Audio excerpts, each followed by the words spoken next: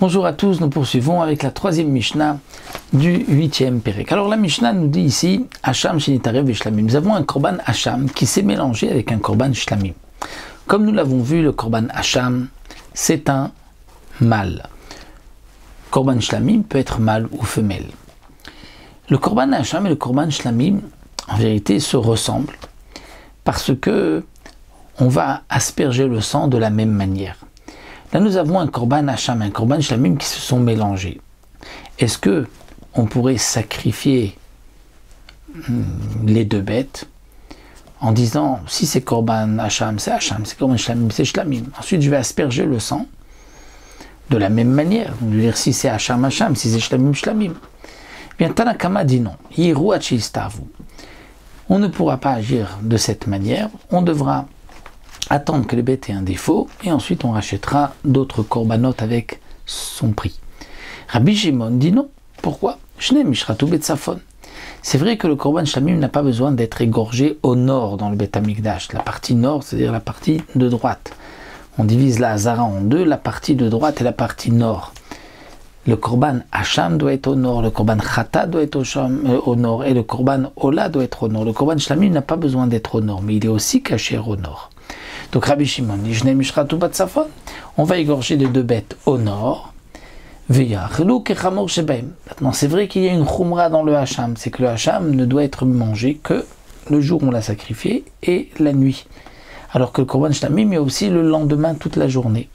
Eh bien, puisque nous avons un safek, ce shlamim on le mangera plus rapidement. C'est ce que nous dit Rabbi Shimon.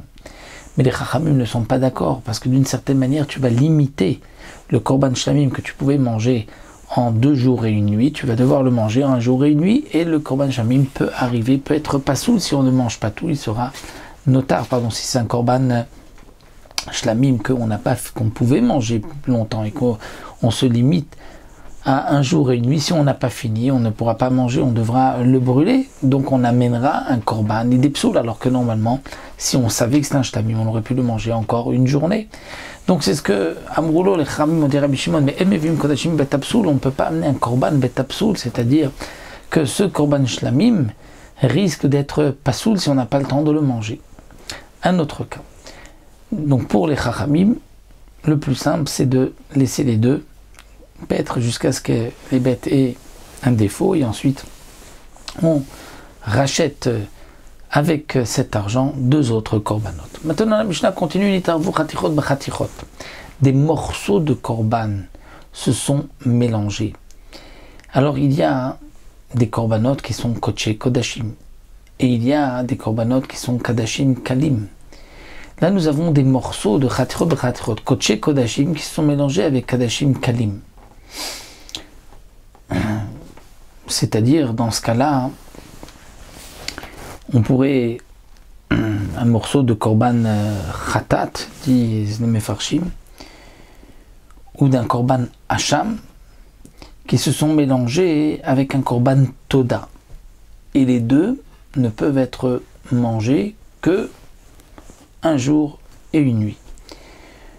Donc dans ce cas-là, effectivement, si se sont mélangés chatirot bechatirot, on mangera à chaque fois donc comme le chamour, comme le plus chamour des deux. Si nous avons nechalim liyom echad benechalim lishne yamim, c'est-à-dire un korban qui ne doit être mangé que en 1 jour, comme korban khatat, korban hacham, qui se sont mélangés, les morceaux se sont mélangés avec des nechalim lishne yamim, des morceaux qui se mangent en 2 jours. Donc là aussi, comme un korban shlamim, on mangera comme le plus chamour des deux. C'est-à-dire que si c'est les yom echad beshne yamim, donc il y a un korban qu'on peut manger 2 jours, il y a un autre qu'on peut manger qu'un seul jour, puisqu'on ne sait pas le morceau si c'est de 2 jours ou de 1 jour, on mangera les deux en 1 jour, la khumra. Si c'est un korban koché kodashim avec kadashim kalim, c'est-à-dire un korban khatat comme nous avons dit, avec kadashim kalim, un korban toda, effectivement korban toda et pas shlamim, parce que c'est shlamim, c'est la ligne d'après, parce que shlamim mangeait en 2 jours, mais korban toda qui est mangé en 1 seul jour. Seulement le korban toda il peut être mangé dans toute la ville, alors que le koché kodashim peut être mangé que dans l'enceinte de la Hazara. Eh bien on mangera comme le plus chamour des deux, c'est-à-dire dans la Hazara.